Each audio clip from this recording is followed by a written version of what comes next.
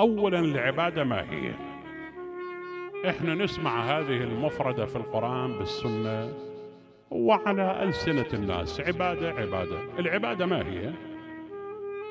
علماءنا يختصرون تعريف العبادة بكلمة واحدة. ما هي الكلمة؟ العبادة هي الطاعة.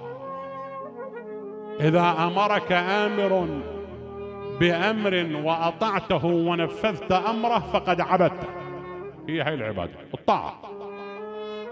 ومنا يجون يقسموها، يقولون إذا أمرك الآمر بأمر ونفذت أمره فقد عبدته، أطعته عبدته.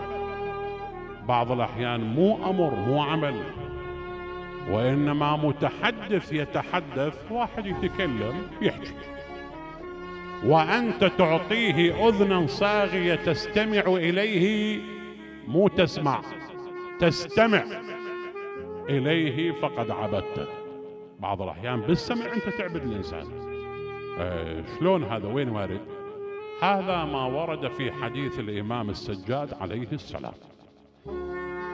الإمام السجاد يقول: من استمع، مو سمع، استمع يعني يركز على السمع، من استمع إلى ناطق فقد عبده، فإن كان الناطق بكسر الطاء، فإن كان الناطق ينطق عن الله فقد عبد الله، وإن كان الناطق ينطق عن الشيطان فقد عبد الشيطان.